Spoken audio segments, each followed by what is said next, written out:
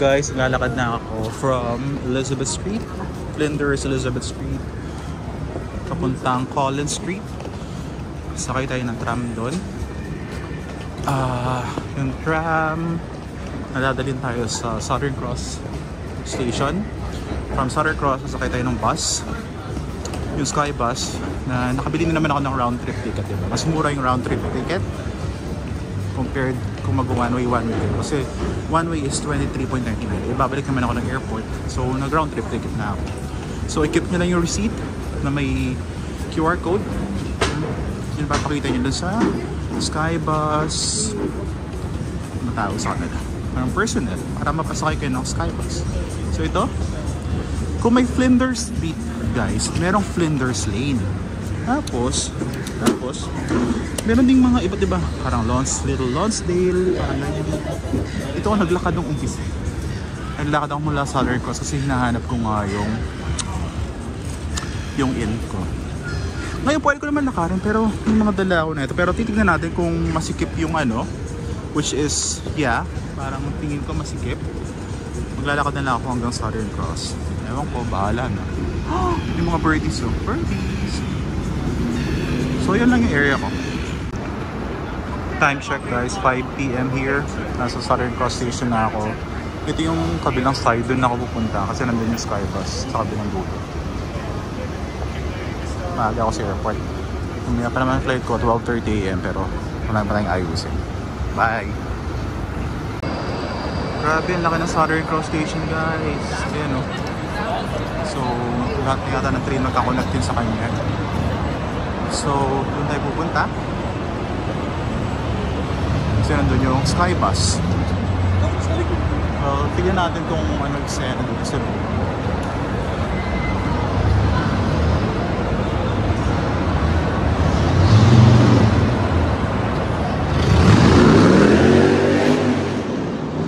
Well, I will utilize this station kung ginawa ako. Pumunta ako niyang from Sydney to Melbourne. Ito yung gagamitin mo, the train. Pero wala silang high speed rail dito. So from Sydney to Melbourne, parang it will take you 11 hours. Tapos dalawa lang yung biyahe. Isang panggabi, isang pangumaga. So makakain yung oras mo sa biyahe. Pero kung naman, kung gabi ang biyahe mo, it's better. Matutulog ka lang. Pero yun nga, yung train na yun, parang may sleeper train, first class cabin, tsaka tawag doon, economy tsaka first class. Sa aking research, wala silang mga charging port, unlike dun sa sleeper train, sleeper cabin. Yun yung merong charging port. Medyo mahal yun. Tsaka sabi ko, sige, magano na nga lang tayo, mag-plane na lang. So parang hindi naman nalalayo din yung pamasahe ng train tsaka sa plane. So yun nga, pumasok tayo dito, hanapin natin yung exit kasi hindi naman ito yung ewan ko kung may diretso ito papuntang Sky Bus departure terminal. Hindi ko na kailangan bumili ng ng ticket kasi nakabili na ako, diba, nung May 4 ng round trip ticket ng Sky Bus. So, yan siya. Woo! Pabili tayo ng bagahe kasi ang mura kasi ng mga dito, yung pampasalubong Well, hindi ko naman sinabing mura talaga, pero syempre nandito ka na bili mo na, diba? So guys, later update ko kayo. Bye bye. Guys, diba dito ko kayo welcome nung pagdating natin ng Melbourne. Dito na rin tayo magbababay sa Southern Cross Station. So doon sa may Hungry Jack's banda, nandun yung papasok ng Sky Bus. Tapos ayan, dito tayo naglakad nung kararating lang natin dito kasi hindi natin alam paano sumakay ng tram. So naglakad tayo dyan hanggang doon sa inn natin sa Flinders. So ngayon, alam na natin yung pagsakay-sakay ng tram, diba? Next time, ayun, may mga autumn flowers pa rin nakikita ako. So ayan. So time check, 5:05. So ang biyahe yata ng Skybus is nasa 35 minutes. So bye bye guys! Guys, I'm ordering at Hungry Jack's. So ito yung Burger King, counterpart ng Australia. Friday is bago tayo sumakay ng bus dito ng Skybus papunta airport. So kumain muna sa Hungry Jack's. First time natin na try sa Sydney. Ito, try natin yung kanilang Australian own na parang it's Burger King counterpart. Pati yung logo, pati yung kulay ng bag. So dito sa Melbourne. So guys, kaalis lang ng isang bus, Bay 75. This is going to Melbourne Airport. So sa baba nito merong QR code. Yun yung scan ng attendant. So ito, nakapili na kami papuntang Melbourne Airport. So doon na ako magstay. Time check 5:44. So mamaya pa naman flight ko, pero may ayusin na tayong mga gamit. Hinahanap din ako. So maganda maaga na siguro. Wala na naman akong gagawin. Kahit hindi na. Bye! So yun nga pala guys, maaga sila mag-check-in, tsaka self-check-in dito. Ikaw bahala maglagay nung tag sa ano mo. Tapos idadaan mo pa rin sa parang bag drop off. So yun, ganun. Very self-check-in. Bye! First Marvel Stadium guys.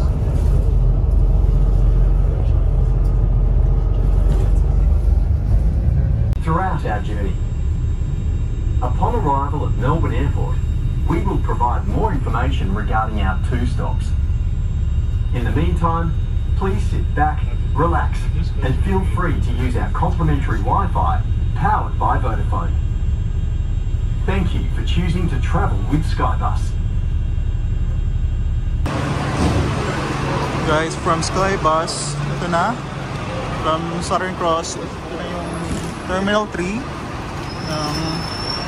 Pero yung ano natin, Cebu Pacific is Terminal 2, check-in. So magkakatabi lang to, huwag kayo matakot. Kaka-renew na ng konti. Terminal 2, Terminal 3 na. Tapos, yun, konting lakad lang doon. Terminal 1 siguro. Magkakaantas kayo, kaantas kayo. So, dito muna tayo sa CR. So, dyan tayo bumaba, oh. Ah, hindi. Actually, Terminal 2 yun. Terminal 3 yata tayo bumaba. Ito, dito tayo bumaba nung nakaraan. Galing na Sydney. Guys, kung dito kayo bababa from Sedpak, Manila to Melbourne, makikita nyo to. Pero nung ako, dahil hindi naman ako galing ng Manila to Sydney ako. So, yan. Yun yung magiging welcome to Melbourne na.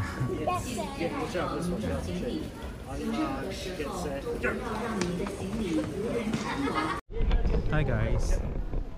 Hindi tayo welcome to Melbourne. So goodbye Melbourne na tayo. So kung dito kayo galing, kung parating kayo from Manila, so makikita nyo yung signage na Melbourne, yung obligatory na papapicture talaga kayo. Pero dahil ako, goodbye na, sa arrival hall pala to. So ako aakyat na ako sa taas for departure. So yan, picture lang tayo sa Melbourne.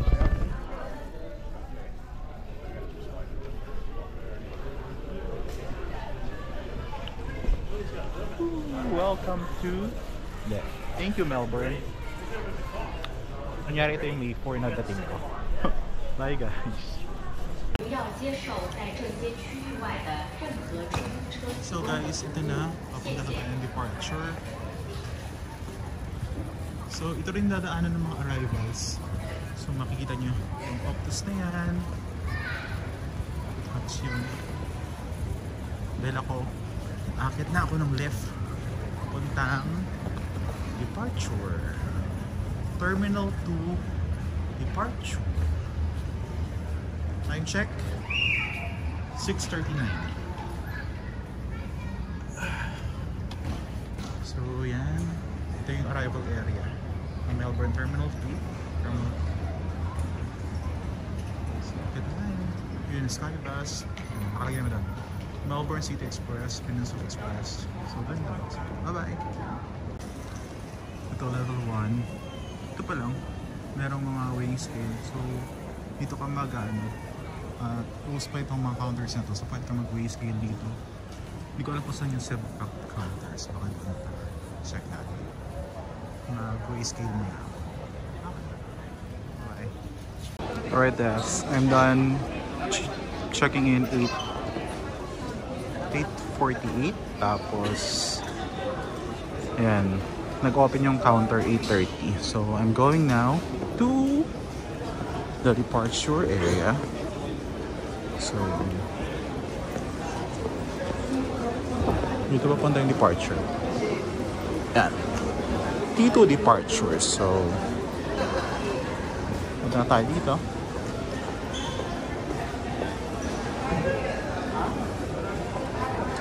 $12:30 naman yung ano natin eh. 12:30 yung aking flight. So, nakalagay naman dun. 5J 050 go to security. Nakalagay na dyan kanina. So, dito na tayo.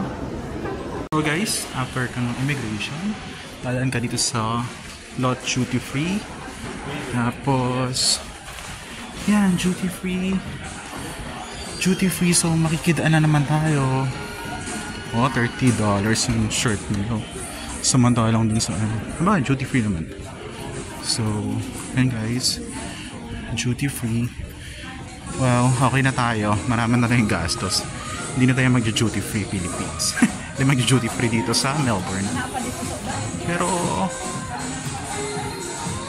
if you have the money, you have the budget, and nandito silang lahat. As in talagang, you say duty free talaga. Nandito ang lahat ng brand.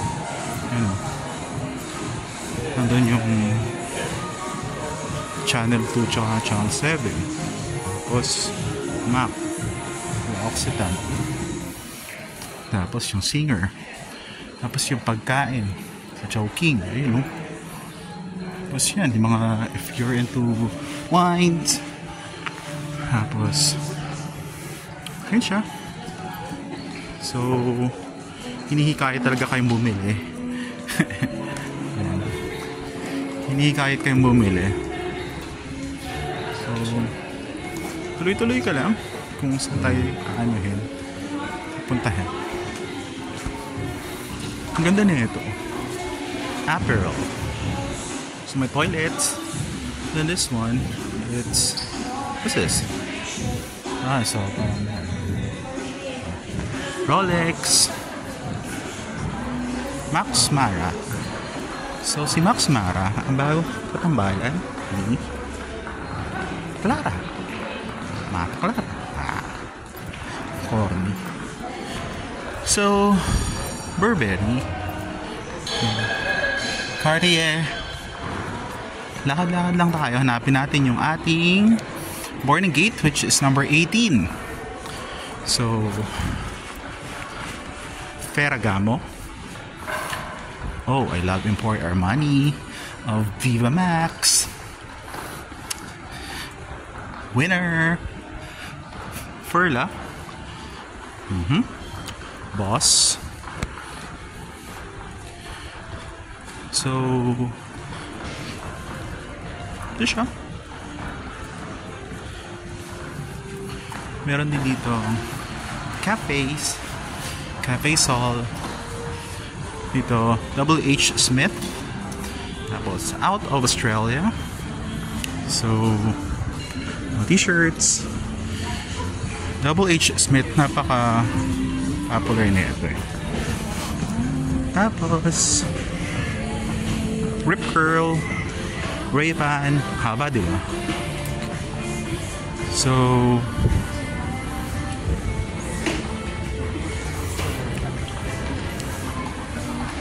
Australian Podium. Tapos, may Hungry Jacks din pala dito.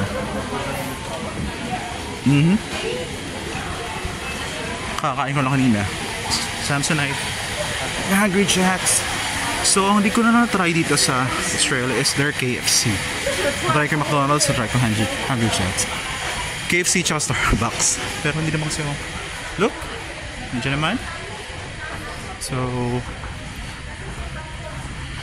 take to Melbourne.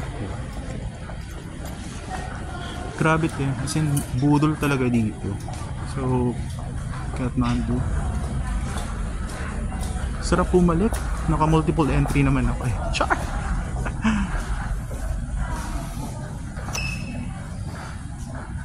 Hindi, babalik ako sa Australia. Sa ano naman? Sa kabilang side. Sa West Australia. Sa Perth. Try natin before mag-end yung ano natin. Multiple entry. So lot, duty free. Ayan yung mga boarding gates na. So dito kami. Gates 12 to 20. Simple lang ng boarding gates na. Napaka minimalist. Kasi natry ko na siya eh. Nag-boarding gate ako from Sydney to Melbourne noong May 4. Okay guys. Bar Pulpo. Pulpo means what? In Espanyol, octopus. So tingnan mo ito. Mahaba-haba yung lalakad natin, di ba guys? Time to go. So walang video ako para alam mo na. Word of chocolate. So airline lounges. May toilet na naman dito, so hindi ka mahirapan. So time check 9:06. Tapos yung flight natin mamaya pa 12:30. So ito gate 12, 14, 16, 18. So tingnan natin kung saan dyan.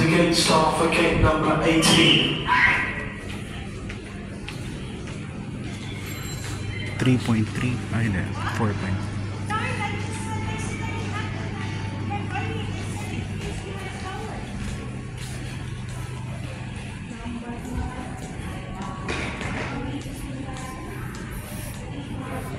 So parating kasi ang Sebpak mamaya pa, 11:30 pa siya darating. Ay, hindi ko alam kung anong oras siya darating dito sa Melbourne from Manila. So ito ba yung magiging flight namin or I don't know. Same plane siguro pero different different FAs and syempre 8 hours din and pilot. Cute no? What are these? I don't know. So andito na tayo guys. Hindi na tayo dumaan sa mga kainan. Hindi na tayo kakain sa sanay tayo magutom eh. Gusto lang makapag-tour. Sanay magutom. So panda. Puro panda. So alam nyo ba guys ang story ng panda? Naisip ko lang to. Nagmula silang lahat sa polar bear. So si panda, si grizzly panda, yung color brown, galing siya sa diba? North Pole kasi polar bear nga. So tawag doon, sa kakaharap niya ng pagkain, ang dami na napuntahan pababa. So bababa siya from north. Sobrang dami na napuntahan. Nadungihan siya kaya naging brown siya, dirty brown. So si naman, diba? Ayaw. So si naman, si panda naman is tuloy-tuloy pa rin kwento. Ganun din, galing siya North Pole. Siya siyang polar bear. Kakahanap ng pagkain. Napagod, sleepless nights. Si panda bear.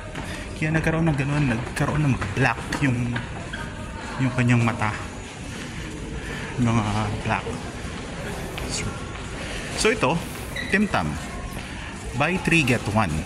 So, mura siya kasi 250 to sa 250 to sa groceries eh. So 248.49. Mura siya. Kung Tim Tam ang gusto nyo, mura to. Pero meron na ako nabiling Tim Tam. Tsaka ang tamis. Guys, ang tamis.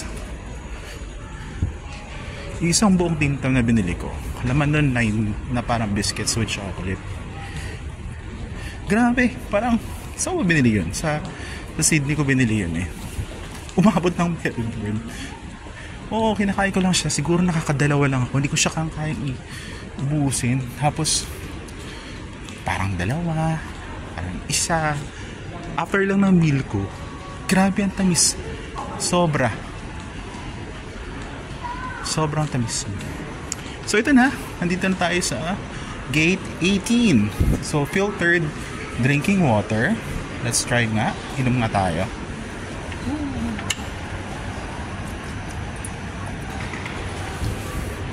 Yan, uminom tayo konti. Nag-sip tayo. Meron naman ditong mga 450 di ba? Yung sa groceries, 80 cents sa Coles, 1 point something dollars. So, ito may CR pa rin. Gate 18. So, ito na ba tayo? Gate 18 na ba tayo? Papagod na ako. 18A, 18B. Hindi ko sure. Pero, ito na muna tayo. Kasi, Gate 20 na dun eh. Pulan tayo dito. Hanap tayo ng charging area. Meron ba dito? Okay guys, bye! Time check 11:38. Start na yung boarding. Ayan siya. Ayan ito kasi ito 3:30 Neo itong plane. Long haul na kasi. Oh, actually guys, this is yung pinaka-una kong long haul flight. Nung nasa Sydney ako. Tsaka nasa 8 hours din. Start na ako. Sip na kami. Ito na. Boarding na talaga. Uwi na ng Pilipinas. Na-miss ko na Pilipinas. Mabilis ko pala ma-homesick. Parang 8 days din ako nawala. Ano? Pasok na kami. Sa po.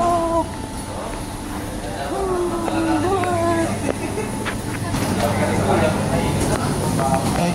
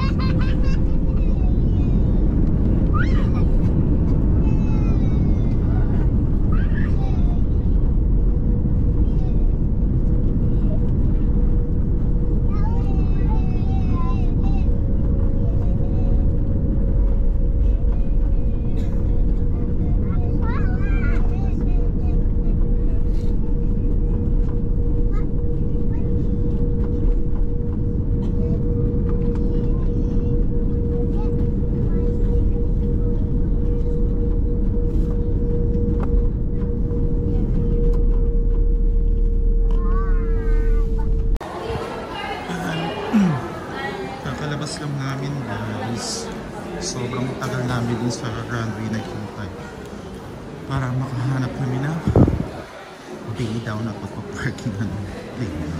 So, ito, pupunta na kami sa immigration. So, laging ginagamit ko naman pag ganito is the E-gate. Mas mabilis. Bye! Guys, kung magla-luggage kayo, lagyan nyo ng ganito, oh.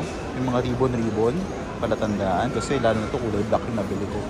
So, itong mga ribbon na to, ito yung mga galing sa, red ribbon, na cake, gold deluxe. Wala lang, makakatulong yan. Kasi mas madali mo makukuha yung yung luggage mo, di ba? So, bye-bye!